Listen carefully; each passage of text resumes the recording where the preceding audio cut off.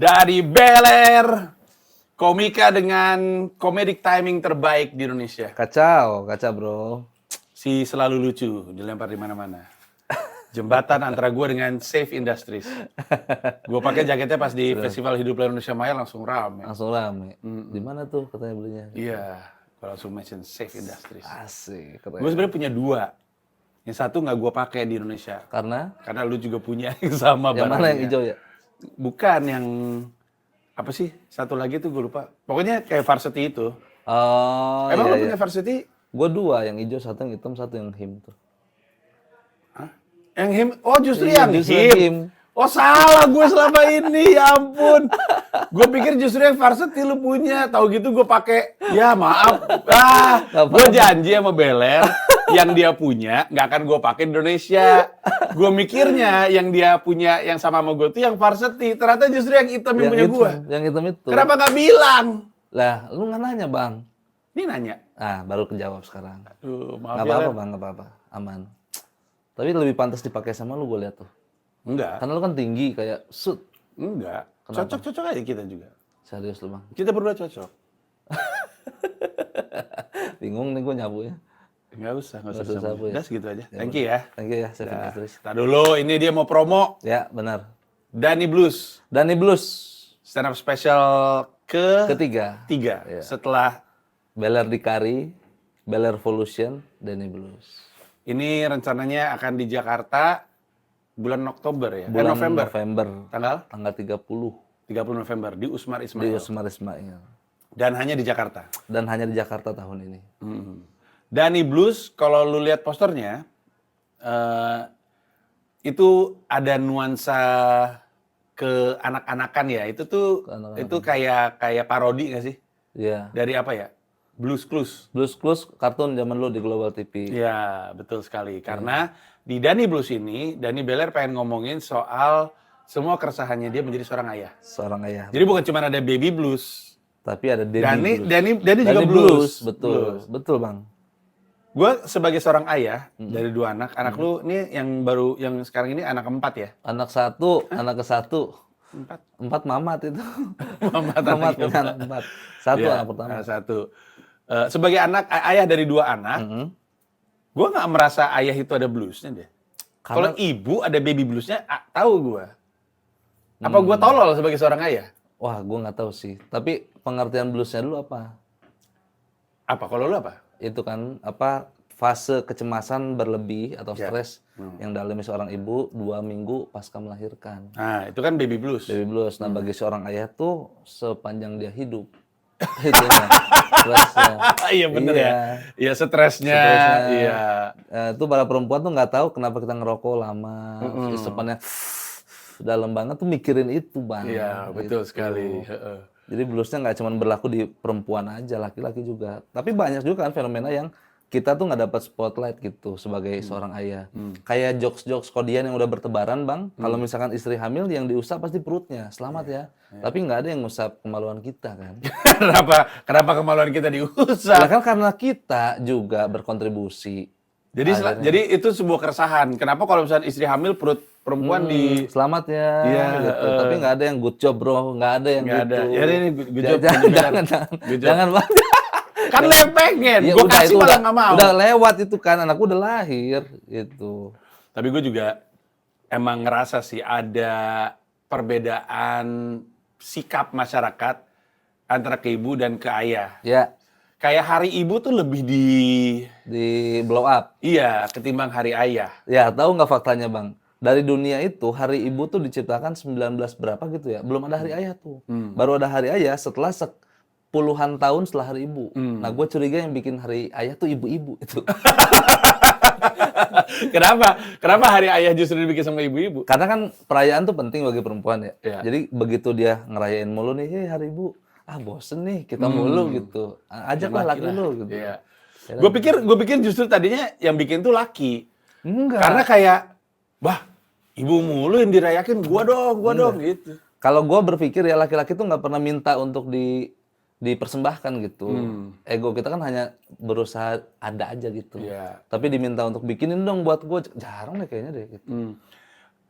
Kan kalau Hari Ayah Internasional itu 12 November. 12 Father Day. Iya, di Amerika Serikat Iya, itu kalau udah bulan November tuh, wah baju-baju ayah, mug Betul, ayah, betul. semuanya banyak tuh. Kalau Iya. di Indonesia tuh Juni. Iya, betul Juni.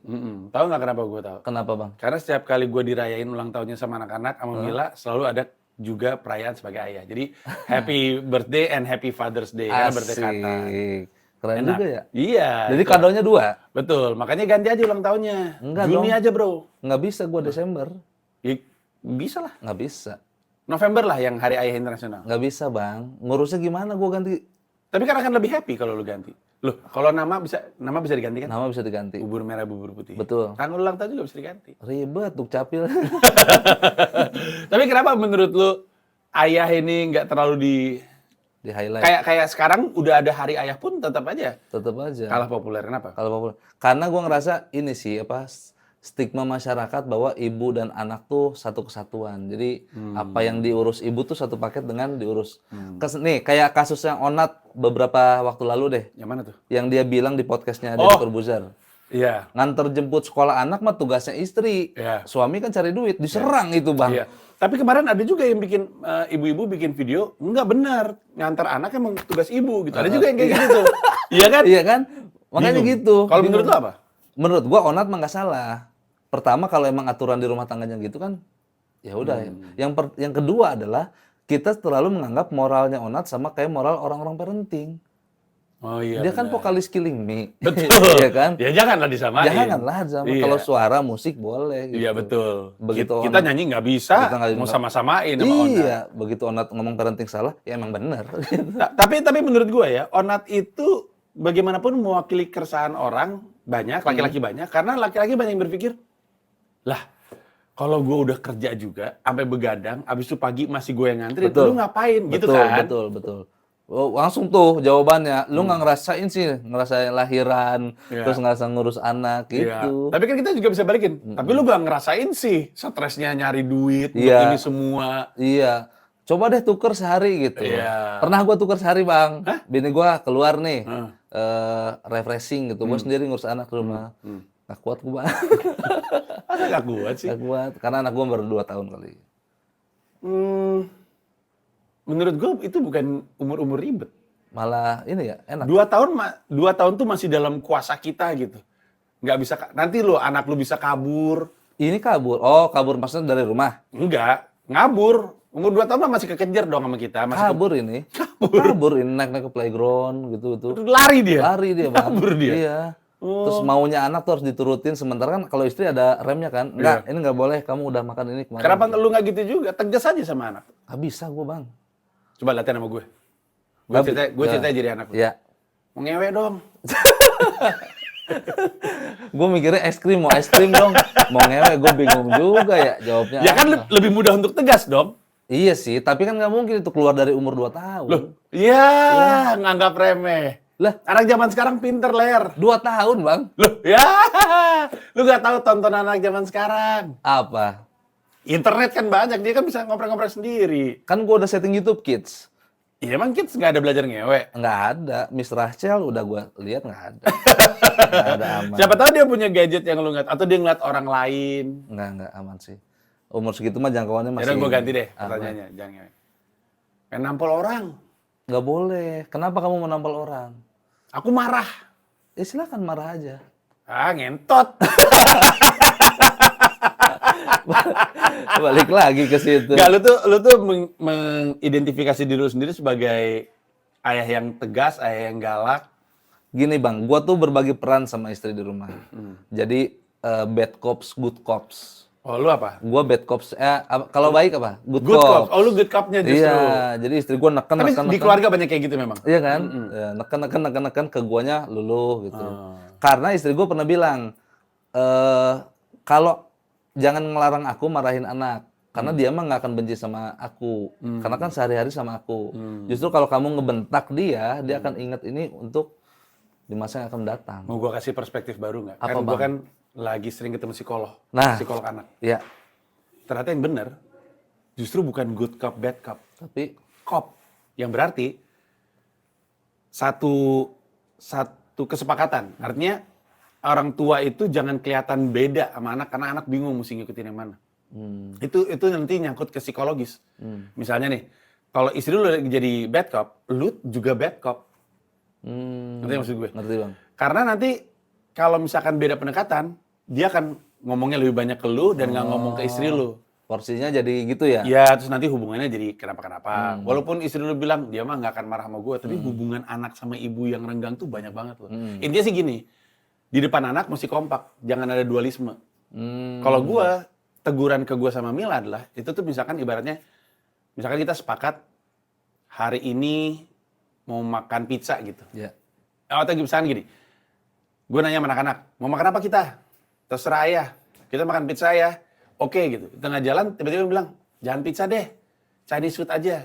Anak-anak mau kan? Nah, terus ditubrukin tuh. Nah yang kayak gitu tuh yang nggak boleh tuh. Jadi anak jangan sampai bingung mesti bersikap kepada siapa. Berarti si peran orang tuanya harus selaras ya? Ya intinya sih kompak, berdua. Dan mesti janjian. Gua kan sama Gamila kan punya ide masing-masing. Dan masing-masing kan namanya juga sama-sama belaga pintar ya. Masing-masing berpikir ide kita yang lebih baik.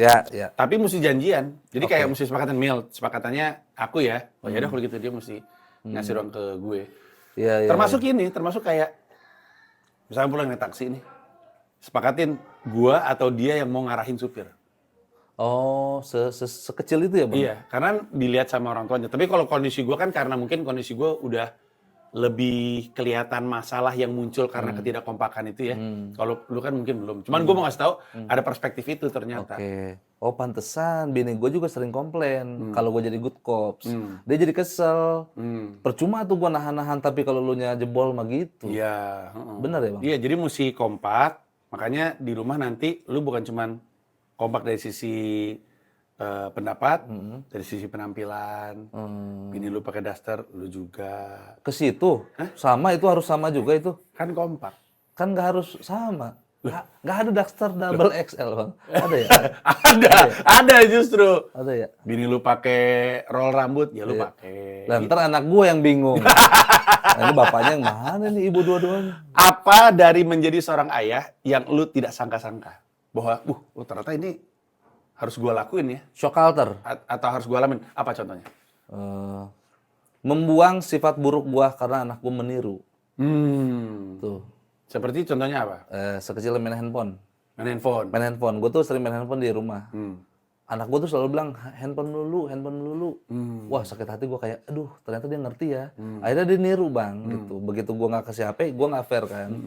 Nah itu yang pertama tuh, jadi gue harus ngurang-ngurangin main handphone, nahan-nahan untuk main sama dia. Kedua ngerokok.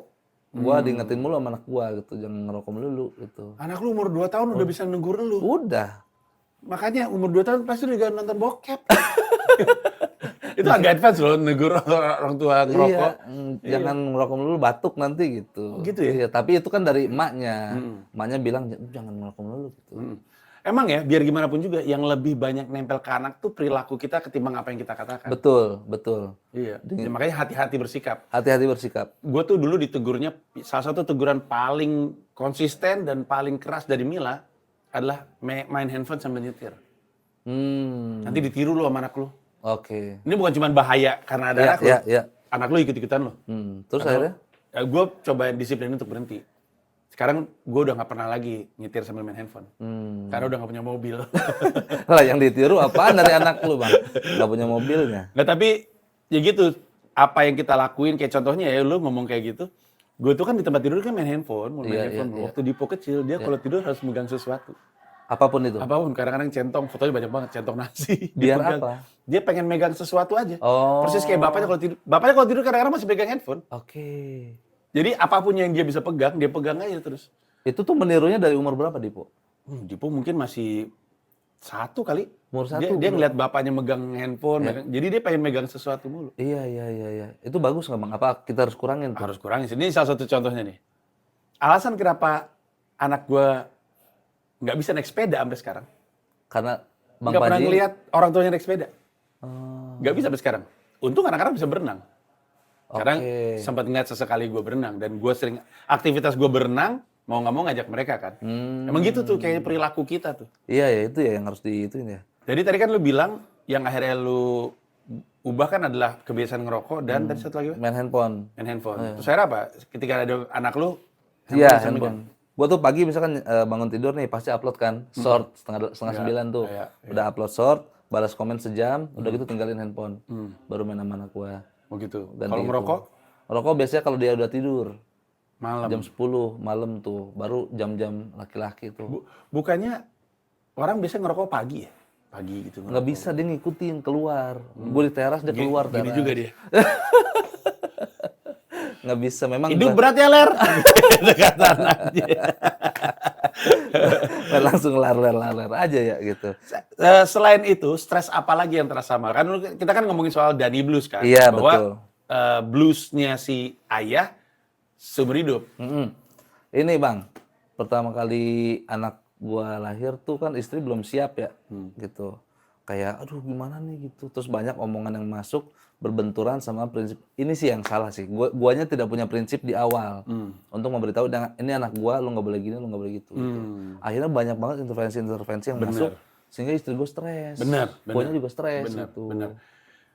Gue kasih sedikit fakta ya. Gue kan kemarin habis ngobrol sama namanya Zack Peterson. Zack Peterson ini orang Amerika, tapi dia di sini punya NGO, A Thousand Days Fund. Jadi dia ngumpulin donasi untuk memastikan tidak ada lagi anak-anak stunting. Terus gue tanya, kendala terbesar stunting itu apa? Terus dia bilang, yang paling lazim sih orang biasanya nyebutinnya makanan. Tapi sebenarnya enggak, wawasan. Jadi kayak, kalaupun gue punya anggaran untuk ngasih lu makanan sehat, kalau wawasannya nggak ada, nggak diambil tuh makanan sehat tuh. Tetap aja anak dikasih cemilan atau snack gitu, tetap aja dikasih mie instan Iya, gitu. iya. Terus dia bilang sama gue, lu tahu nggak masalah siapa pemberi wawasan salah dan mitos salah kepada para ibu? Apa? Siapa? Mertua. Jadi musuh stunting adalah mertua. Bener, jadi Iya kan? ibu kan stunting kan penting dari ibu masih di Iya, kandungan. iya. Habis itu 1000 hari pertama. Betul. Ketika di kandungan, ketika lahir, ini orang-orang sekitarnya pada ngoceh mulu kan. Iya. Mendingan begini, mendingan begitu, baiknya begini, nggak boleh gini. Iya. Terus aja. Namanya juga orang tua baru kan nggak ngerti ya, Betul. apalagi nggak terdidik. Betul. Masuklah tuh mitos-mitos itu. Iya. Mitos-mitos inilah yang membuat akhirnya anak-anak jadi stunting. Jadi bener itu, Iya kan? tekanan-tekanan dari sekitar. Iya, tapi- Jadi lu benci sama mertua lu karena jangan gitu dong simpulannya dong. Bukan mertua gua doang, nyokap gua juga. Itu. Tapi menurut gua Bang ya, nggak ada yang salah dari input yang mereka berikan. Karena kan mereka memberikan itu sesuai referensi tahun mereka kan. Mungkin pada saat itu bekerja aja gitu. Mungkin nggak cocoknya karena sekarang udah ada ilmu parenting terkini. betul, eranya beda. Eranya beda. Ini gimana gua menyikapinya aja sih. Terus lu akhirnya membentengi omongan-omongan dari luar atau ya udahlah nggak usah dibentengin, namanya juga mertua atau orang tua. Gue yang perbaiki mood lu dan Iya. apa yang lakuin waktu itu? Iya itu gua nge-cover bini gua supaya lu udah mas stres sama satu anak ini karena baru lahir, jangan ikut stres sama yang lain, gua bilang gitu. Gua tahu pesan gua sekali doang nggak akan didengar, tapi nanti kan tahu kan Bang kalau orang tuh kalau jangan main api panas, nah biar dia ngerasain sendiri. Iya betul. Yang penting gua udah ngasih tahu gitu, api itu panas. Gue rasa sebagai seorang suami kita juga sering jadi sasaran frustrasi ya. Asli Bang, marahin mulu gua. Iya.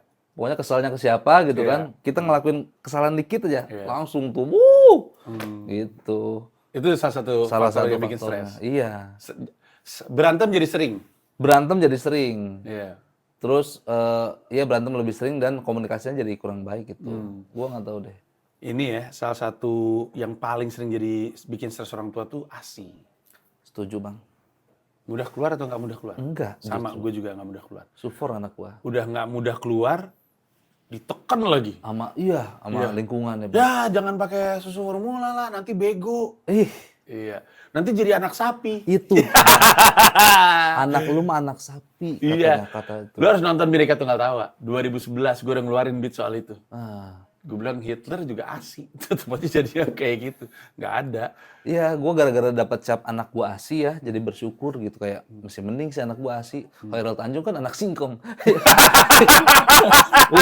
Oh, dia tulis sendiri di bukunya. Anak singkong dia. Anak singkong bukan udah Masih bukan. penting anak sapi. Iya. Iya masih bisa jalan. Singkong duduk doang di tumpukan. Iya, setuju gua. Tapi ASI itu soalnya ada aktivisnya. Ernest kan ayah ASI, aktivis ayah ASI. Iya. Ayah ASI dalam artian ayah punya peran penting untuk memastikan ASI-nya lancar gitu. Betul, betul. Semua orang juga pengen ASI itu. Iya, sama gue juga. Cuma kan kondisi orang beda-beda, Bang. Betul.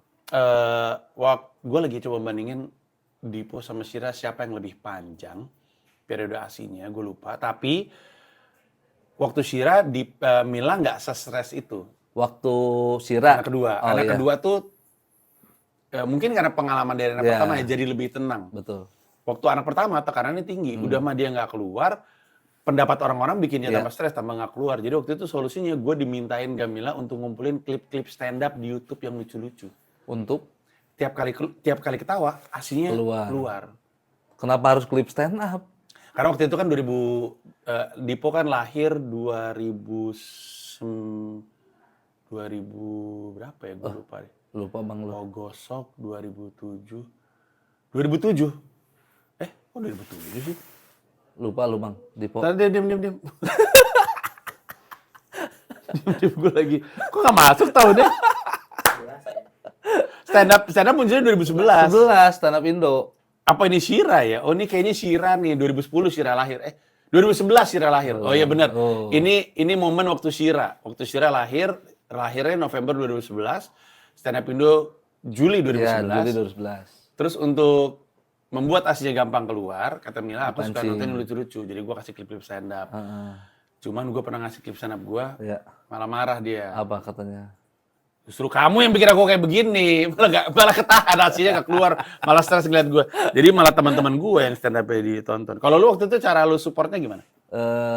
Support untuk keluar. Iya, biar kan ayah ASI kan intinya adalah gimana caranya si ayah berperan supaya ibunya nggak stres sehingga ASI-nya keluar. Waktu itu lu ngapain? Gua udah berusaha nyari, ada di kampung-kampung itu Bang, ada namanya mak berang. Mak berang tuh yang suka ngurut tau kan? Nah, iya. Suka mijit. Itu udah dibawa ke rumah. Sehari keluar, habis itu nggak lagi. Sakit, istri gue sakit gitu. Dipamping, nggak keluar juga. Kalau mengiyakan ngidam. Contohnya gimana? Bini gua waktu hamil Dipo, ngidamnya apapun yang ada kejunya. Oh. Ntar kadang-kadang jam 2 pagi pengen cheeseburger. Yain. Kalau waktu Shira nggak mau mandi. Waktu Shira nggak mau mandi. Nah, tapi kan kita kan bisa, nggak boleh harus mandi. Iya. Tapi gua, ya udah nggak mandi. Kan mitosnya kan, Iya, ini iya. mitos lagi. Kalau ngidamnya nggak diturutin, baik anaknya Ngiler, ngeces. iya, Iya. iya. Lu menuruti ngidam bini lu nggak? Nggak ada sih gua. Ngidam apa ya? Lebih ke ngidam istri gua aja itu mah. Pengen yang macam-macam. Iya, ada nggak dia? Nggak ada yang aneh-aneh sih. Nggak ada yang aneh-aneh? Alhamdulillah gitu. Mungkin Lancar ada, aja. mungkin ada kali, mungkin ngidamnya cerai. Enggak Bang, itu pas detik-detik terakhir tuh agak aneh sih memang Honda Beat. Cuma nggak usah lah itu mah, nanti aja. Gitu. Salah satu alasan kenapa menjadi seorang ayah stresnya berkepanjangan, maksudnya untuk selamanya adalah karena kultur membebankan para ayah akan aspek finansial. Sementara makin ke sini semua aspek finansial yang berkaitan dengan anak naik terus. Betul. Sekolah, Kesehatan.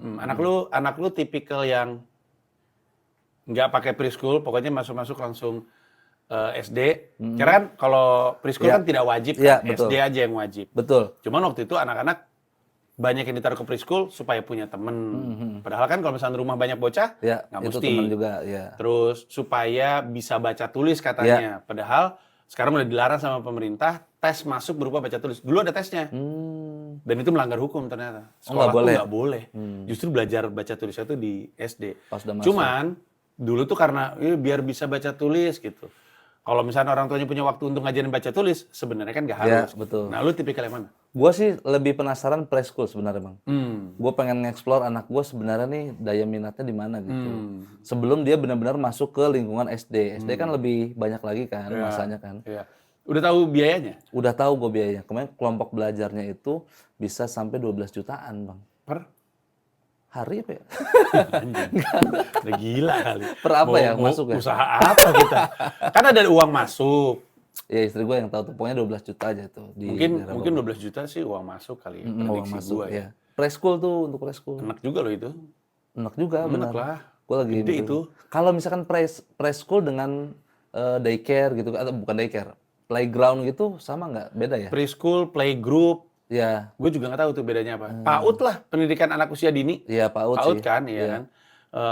Cuman PAUD tuh juga beda standar. Pertama beda kota, beda harga. Terus kayaknya memang ada bedanya di antara preschool, pre-K, kindergarten. Gue juga nggak tahu tuh bedanya apa. Yang gue tahu bayar aja semuanya. Iya benar-benar Bang. Tapi Kayak gue kayak Tumble Tots itu kan kayaknya bukan pre-K ya. Apa tuh ya? Tumble Touch apa? Tumble Tots Semua yang lu sebutin tuh asing di kuping gue Bang. bahasanya bahasa asing. Iya. SD udah ngecek harga. SD udah ngecek di atas dari 12 yang tadi. Tapi gue udah siap sih kalau SD mah. Ini yang gue pikirin tuh preschoolnya sebenarnya. Apa yang jadi faktor pemikiran terbesarnya? Untuk gua nggak masukin preschool. Karena yang pertama jarak Bang. Rumah gua kan di ujung IPB sama ke Bogor kota tuh lumayan jauh gitu. Terus Sekitar rumah lu nggak ada? nggak ada, adanya yang Masa nggak ada gitu. PAUD gitu rumah lu? Nih, PAUD tuh biasanya ya kayak agak-agak Islam gitu Bang. Astagfirullah. Agak-agak Kenapa sih? bukan. Kenapa? Bukan. Anda nggak suka Islam? Bukan gue suka. PAUD itu tuh Suka. maksudnya ada khusus kalau lu mau ngajar ngaji mah ada tempatnya gitu. Tapi PAUD tuh gue tuh mau ngelatih kayak sensorik, Iya. motorik, Iya. tuh daya tangkap. Ngaji juga pakai motorik, megang lidi kan. Lidi. Bismillah, Iya kan? benar. Itu mah udah gue ajarin di rumah. Ini yang lain gitu kayak megang sesuatu. Iya. Kayak dia. Gue tuh ngobrol sama orang SBR Bang, Sekolah Bogor Raya tuh, yang udah lumayan tinggi. Anak-anak artis semua yang sana. Gue mau masuk ya minder gue. Udah layak belum gue nih? Udah dibeler kan artis lah, gila lu. Iya. Open dari Indonesia Arena, Kacau bro. Ngeri. Kacau. Ngeri. 10.000 penonton. 10.000 penonton. Dia duluan sebelum gue. Ada lagi kan satu ya? Iya, lu berdua duluan Iya, sebelum iya, gue. iya. Gue mah ngeliatin aja dari belakang. Iya, Oh, benar. nggak kena. Marah banget loh. Nggak, Iya. terus lu nanya masih sekolah SBR itu? ini ternyata dia punya program khusus Bang untuk anak-anak yang di bawah 4 tahun tuh. Kayak misalkan belajar huruf tapi pakai karakter. Oh, oke. Bibu Falo. Jadi Iya, dia inget gitu. Iya. Kata gue menarik juga nih. Nah gue tuh lagi berusaha untuk ngambil kurikulum itu diterapin di rumah sendiri ya. Nggak apa-apa, bagus juga. Iya. Tapi emang lu ada waktunya? Ada waktunya gue. Yakin? Nyolong-nyolong aja. Gitu. Gue kayaknya mau bikin kayak preschool, tapi temanya bukan kayak agama gitu, Tapi politik. M. Megawati. B. Bushro Mukodas. C. Cornelia Agatha. asik. D.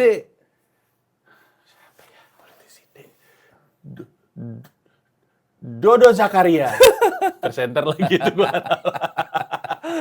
Ya tapi maksud gue, kalau biasanya ya parent itu atau orang tua itu masukin anaknya itu lebih ke tekanan sosial. Masa anak lu nggak lu masukin preschool gitu-gitu kan suka ada kan.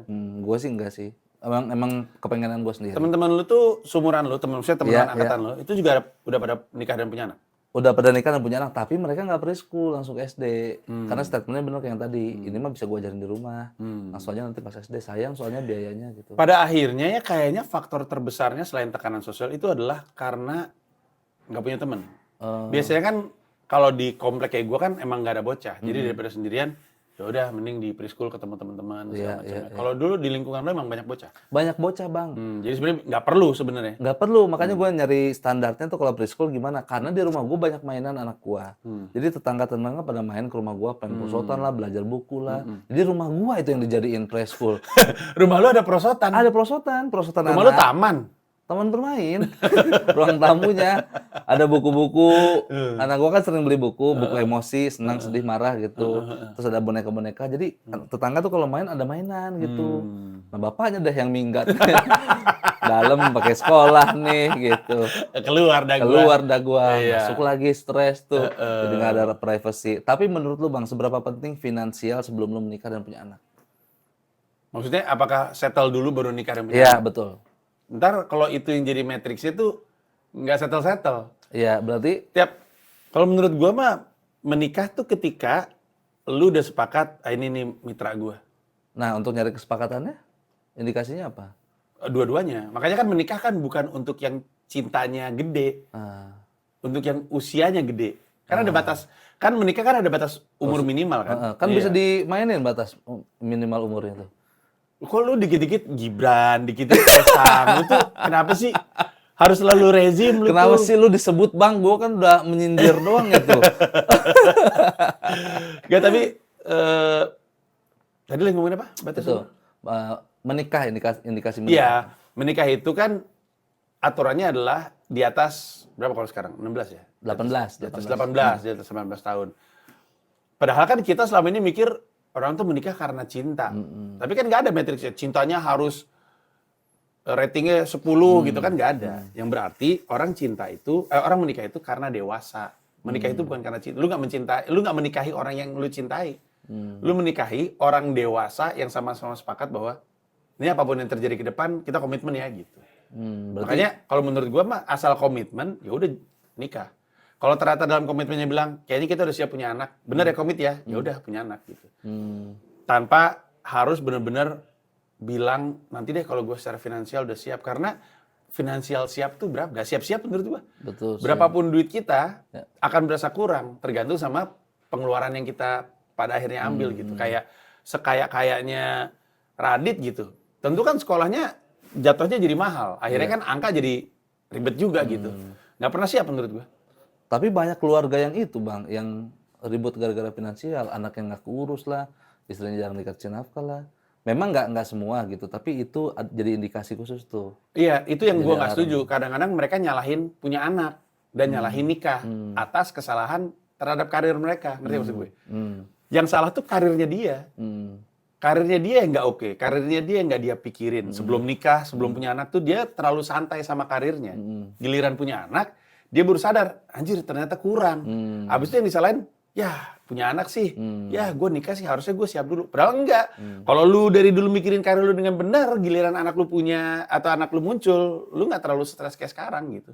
Iya, ya menurut gua ada benarnya Bang, finansial diamanin dulu, tapi standar finansialnya jangan terlalu tinggi gitu. Jangan kayak Raffi Ahmad gitu. Ya sih, benar. Gitu. Soalnya pas sudah menjalani ini tuh bener banget. Kayak gue nih ada kebutuhan-kebutuhan yang urgent terbentur gara-gara ekonomi. Terus gue berpikir anjing, coba kalau zaman dulu gue save ini dengan baik gitu. Iya, iya. Itu juga. Apalagi gue tuh kan sebenarnya kan generasi baru ya. Tapi gue tuh sampai sekarang tuh nggak punya pola pikir invest gitu. Orang-orang angkatan gue tuh udah investasi, Taruh di sini. reksadana saham, Iya, iya. untuk 10 tahun, 15 Iya, tahun. lu nggak pernah Gua gua lihat, nggak- Bang. Iya, gue nggak kayak gitu. Kenapa teman-teman gue gitu semua? Kenapa Bang? Kayak gue bego deh. Nggak mungkin lah. Nggak tahu gue. Gue juga nggak ngerti. Prediksi gue, karena gue nggak ngeliat orang tua gue kayak gitu. Oke, balik ke yang tadi ya. Iya, orang tua gue tuh bahkan, maaf ya, nggak punya kultur nabung. Kalau gue ngebacanya, bahkan nyokap gue tuh punya kultur hutang. Makanya yang paling sering ibu gue kasih tahu, jangan ngutang mas, jangan ngutang mas. Tapi yang masuk ke kepala gue, hutang, hutang. Jadi ngutang mulu gue sekarang kerja. Demotivasi. Iya, tapi nggak tahu ya, mungkin ya gitulah gimana budaya yang lu dapatin dari orang tua lu. Ya berarti kalau di recap sedikit, berarti ada benar yang tadi omongan kita di awal ya. Orang tua Iya. yang lakukan, itu yang kita tiru. Rasa-rasanya gini sih, intinya kayak gini. Keharusan untuk punya uang itu adalah bentuk tanggung jawab kita kalau kita mau punya anak, udah gitu aja. Cuman masalahnya berapa uangnya, Itu nggak ada. kan kita nggak bisa bilang ya, pengangguran, you ngewe gitu. Itu kan tidak bertanggung jawab. Betul, tidak bertanggung jawab. At least berpenghasilan, mau itu satu orang yang berpenghasilan atau double penghasilan, yang penting itu bentuk tanggung jawabnya. Duitnya berapa nanti bisa kita diskusikan. Menarik tuh Bang. Ya. Kan gua mau nanya gini, mungkin depannya gini. Salah satu yang gua khawatirin adalah anak-anak gue jauh dari agama. Atau lebih tepatnya tidak ada yang ngajarin agama. Bahwa pada akhirnya mereka mau melanjutkan sendiri, itu pilihan mereka. Ya. Tapi kayaknya salah kalau tidak diajarkan sama gua. Betul. Gua kayak gini karena bokap gua nggak pernah mengimami gua. Oke. Yang mengimami gua selalu ibu gua. Yang mana ya alhamdulillah nyokap gue ngimamin gua, tapi kan tidak ideal ya. Ya. Harusnya bapak. Betul. Jadi, dan itu gue baru sadar belakangan ini. Jadi sekarang gue mulai lebih rajin. Walaupun gue jarang sholat, tapi sholat yang gue lakukan dalam 2 tahun terakhir, itu udah lebih banyak daripada 10 tahun terakhir. Ada kemajuan ya. Ada kemajuan. Iya. Dan kadang-kadang permintaannya akhirnya datang dari anak. Jadi misalkan, nanti kita sholat maghrib berjamaah ayo gitu. Nah, itu kan dari gue ya. Gue tuh pengen memastikan bahwa walaupun gue tidak sempurna dalam beragama, tapi gue masih ingat tanggung jawab gue, ini yang mau gue tularin. Iya. setidaknya ketika di alam kubur ditanya lu ngajarin sholat anak lu nggak? Ngajarin bang. Ngajarin, Bang. Cuman emang nggak Ngajarin, dia. Bang. Ngajarin, Bang. Nah, lu ada nggak kayak gitu? Apa dari lu yang ingin banget lu turunkan ke anak lu? Misalkan gue selain sholat adalah prinsip bahwa kalau lu punya cita-cita lu kejar, dan itu mereka lihat dari gue ke New York. Gue ceritain prosesnya dan mereka tahu juga bahwa kadang-kadang uang bisa lu kesampingin, lu lakuin yang lu cintai karena itu bisa bikin lu jangka panjang. Ini kan nilai-nilai yang Iya, perlu turun. iya, betul. Kalau lu apa? Ada nggak kayak gitu? Gue dua paling agama, karena itu basic banget. Yang kedua Lu aja adalah ke gereja ya? masjid dong. Oh sorry, gue lupa. Masjid. Muslim ya? Bukan lupa, lu mah emang nggak tahu dari awal. Terus? Agama karena patokan gue tuh di bini gue kan alumni madrasah, jadi ada sedikit-sedikit ilmu yang gue. Karena ada parenting yang bilang gini, Bang, umur 0 sampai 6 bulan itu anak akan selalu berbicara apa kata mamaku, apa kata papaku. Oh gitu ya? 0 sampai 6? Iya. 6 sampai 12 dia akan berbicara apa kata guruku, apa kata ibu guruku. 6 sampai 12 tahun. 12 sampai 16 apa kata temanku. Wow, bagus. 16 sampai 20 apa kata aku. Oh gitu. 20 ke atas baru apa kata agamaku. Oh bukan apa kata presidenku. Kenapa sih lo dikit-dikit ke Prabowo, Gibran? Berapa ya yang yang Tuhan gua berapa? 20 tahun ke atas? Iya, 25 ke atas. Gitu ya? Iya. Makanya obrolan-obrolan di warkop tuh jam 2 pagi selalu ngebahas Tuhan gitu. Ya kan? Oh menarik juga ya. Nah, Gua baru itu. tahu tuh. Nah, itu dari parenting ada tuh. Sorry. 0 ke 6 0 ke 6 peran kita yang 6 berpengaruh. tahun ya. 6 12 teman. 6 12 guru. Oh, 6 12 guru. 12 18 12 18 teman.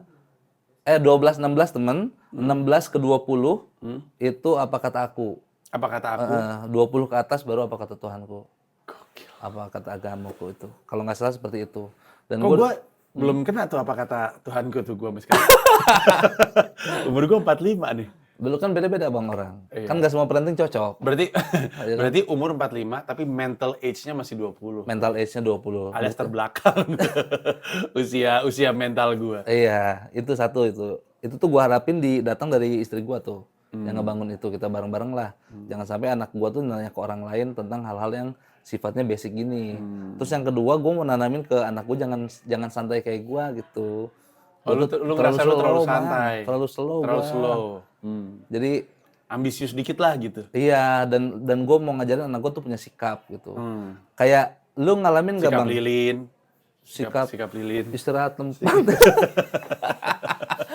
Gak usah diajak serius nih orang nih.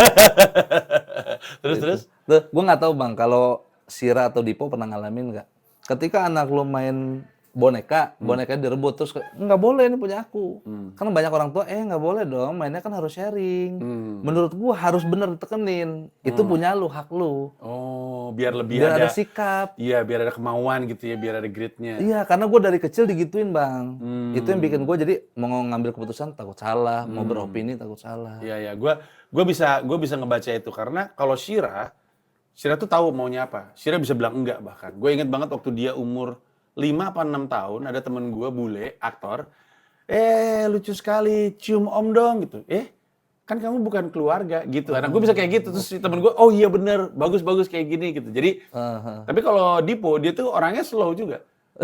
Kalau ditanya, suka atau enggak, gitu. Bagus atau enggak, gitu. Kalau Shira bagus atau enggak, bagus atau enggak gitu. Kamu suka enggak? Enggak. Oke. Ini enak nggak? Enggak. Ini enak nggak? Enak gitu. Kalau Dipo, ya oke gitu. Nah ini gue juga rada khawatir nih. Makanya selalu gue latihin.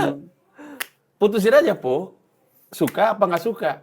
Tapi kadang-kadang dia berhasil ngomong suka, kadang-kadang berhasil ngomong nggak suka, tapi kadang-kadang ada debatnya. Masalahnya, itu ngomong panjang lebar, gue pikir-pikir, oh gue ngerti sekarang kenapa kayak gitu. Pertimbangannya panjang. Ketika si seseorang ini, gue nggak tahu kalau lu ya, lu kan slow ya. Untuk Dipo tidak bisa memutuskan A atau B itu karena pertimbangannya panjang di belakang. Jadi kadang-kadang gue mikir, oh ini mungkin atas dasar kemampuan analisa juga, yang mana mengagumkan untuk seorang bocah.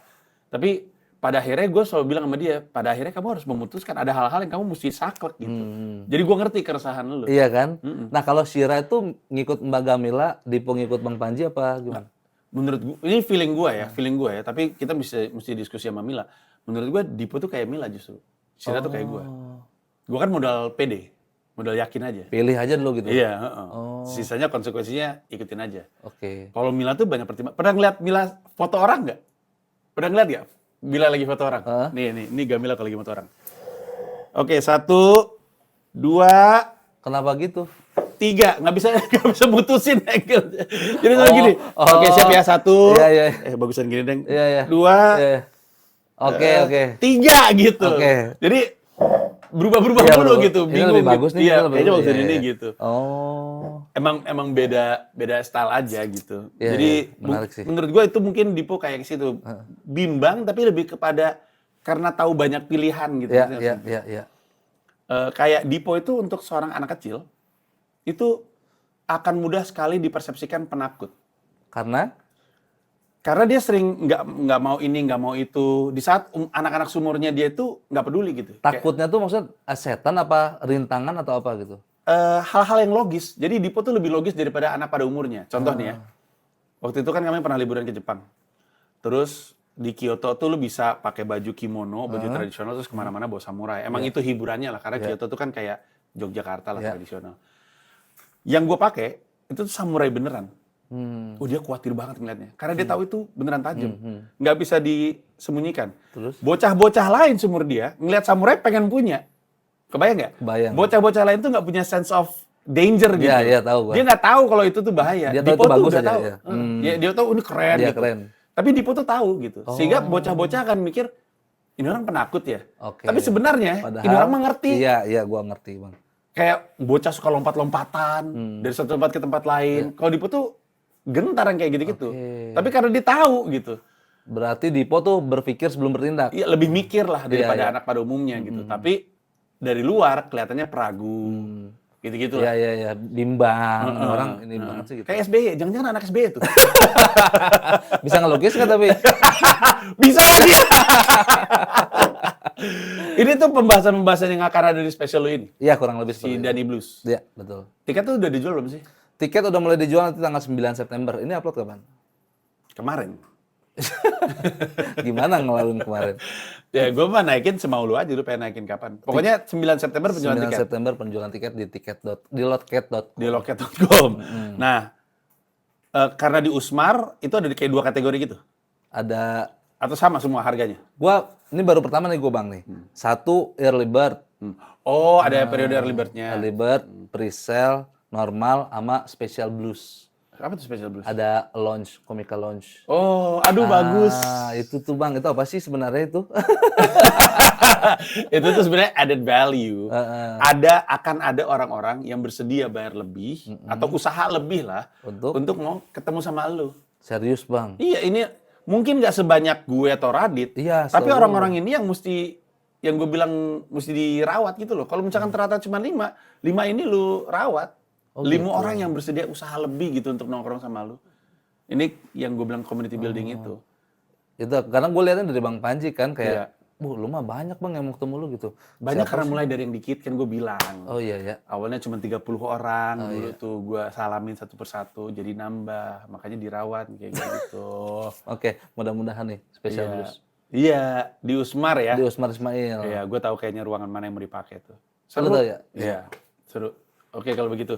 Ada opener. Ada opener. Ini openernya masih fleksibel sebetulnya. Jadi ada dari Bogor satu, ada dari Comika satu.